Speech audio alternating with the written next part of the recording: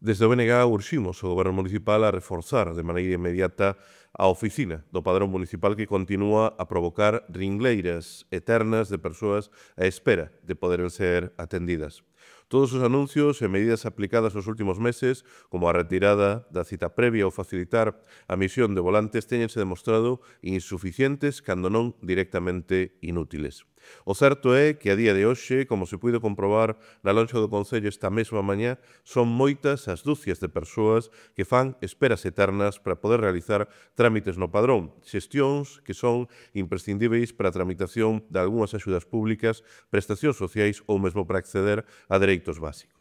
Falamos de veciñanza que perde mañás enteiras de persoas maiores, de familias con crianzas ou de persoas en situación de vulnerabilidade social que se ven obrigadas a agardar durante horas para seren atendidas. Esta situación non é puntual nin excepcional, ao contrario, repítese día tras día, converténdose nun síntoma claro dun servizo colapsado e dun goberno municipal incapaz de dar resposta a unha demanda perfectamente previsível. Da mesma maneira, vemos como a falla de medios do propio Servizo de Estatística segue a acumular atrasos de moitos meses na xestión de solicitudes electrónicas referidas ao padrón. É incomprensível que un trámite non presencial demore até 6 meses en completarse nun concello que presume constantemente de modernización administrativa e de digitalización, pero que na práctica condena a ciudadanía a unha burocracia lenta, ineficaz e desesperante.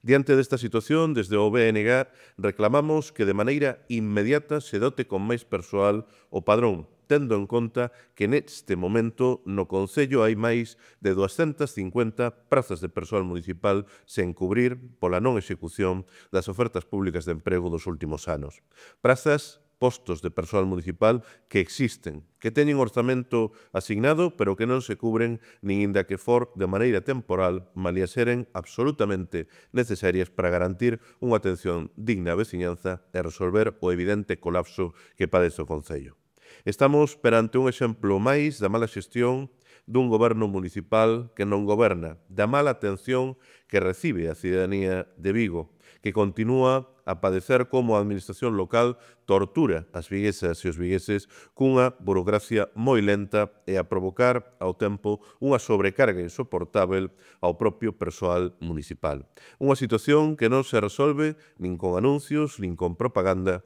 senón con planificación, con recursos humanos e con vontade política para poñermos o Concello ao servizo da xente.